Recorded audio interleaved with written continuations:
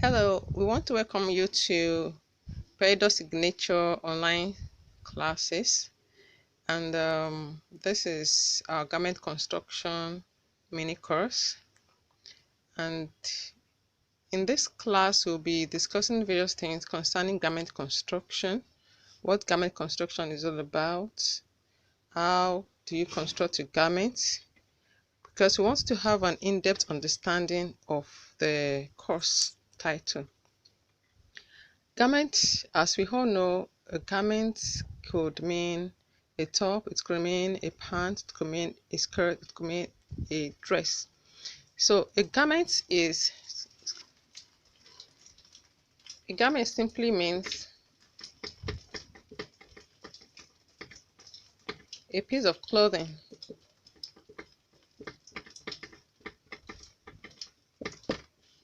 And when we say garment, it could actually mean a skirt,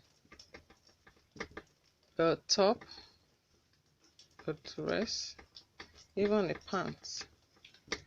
All these are garments. So when we say garment construction, like when you want to construct a building, I think you build from the foundation, and after the foundation, then you arrange the blocks one after the other, like that, like that, like that, like that. Then at the end of the day, you put the window, you put the door, you put the frame. You understand, when you want to just start from the foundation and lay your blocks like that, like that, like that. And at the end of the day, you have a roof and you have a house. So exactly like garment construction, you start from the foundation. You start from the foundation, and the foundation means you getting it right, like things like taking measurements. Getting to know how to take your measurements, getting to know how to read your measuring tape, how to cut your fabrics, and how to sew them professionally. It's a broad subject, as in garment construction is a very, very broad subject, as in it entails a lot of things. So when you look at the garments generally, we have different types of garments. We have different occasions, like we have different occasions, so we have different types of garments. You have garments to wear in rainy season or in winter. You have garments to wear in summer. The garment you wear in winter is different from the one you wear in summer because of the change in weather. You have garments for different occasions, like when you go to church, when you go to the office, when you just go out casually. So as we have different types of garments, we have different construction method for each garment. And in-depth knowledge of all this is what garment construction entails. And like I would say, garment construction is actually joining different parts together. Like in this example of a building, we joined different parts together to actually, before we could see this beautiful house here.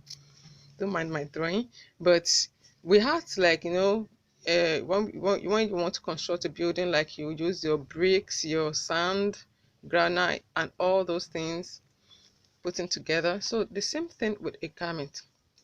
Garment construction actually means you joining different parts together to form a garment. So joining different parts together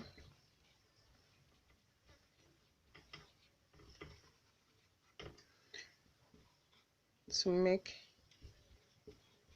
a garment.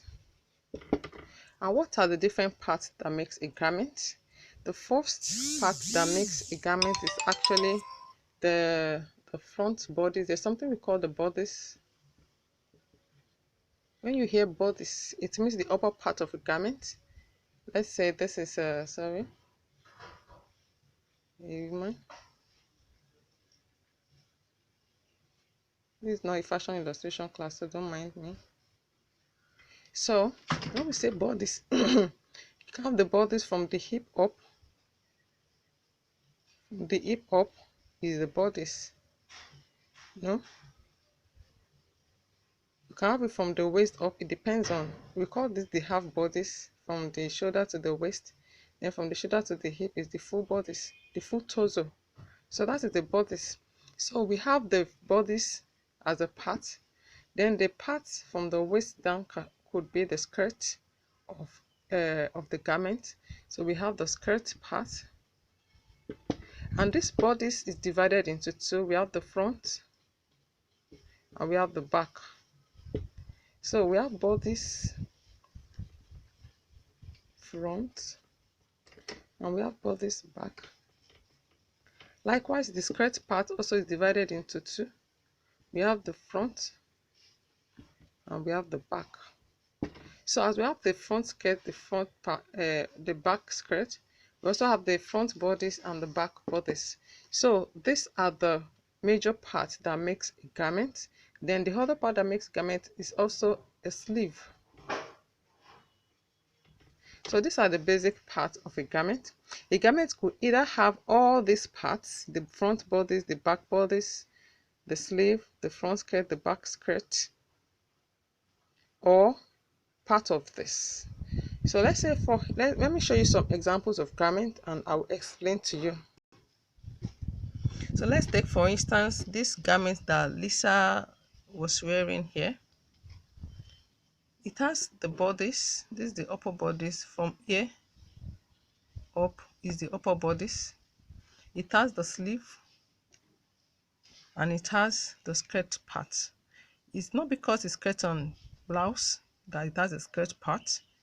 Every garment has a skirt part if it's a dress or a skirt and blouse anyway.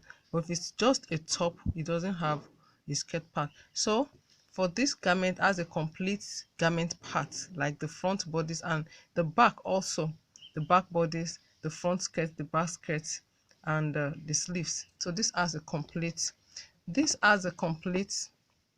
because it has though it does not have a joining here, but it has the front bodice and the back bodice.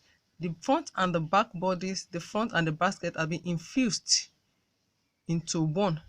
That's why you have it not having a join. It has been infused into one. Or you can just elongate the bodice part. It has sleeves also. I'm looking for something that a style that does not have all these parts. So if you take this as an example, it has the bodice because the dress is a dress and it goes beyond our hip.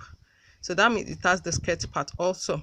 If it stops on our hip, then we will say that it does not have the skirt part, but it goes beyond our hip. So it has the skirt part also, and it does not have sleeve. So this has the front bodice, the front skirt, the back bodice, the back skirt with no sleeve. I hope you understand what I'm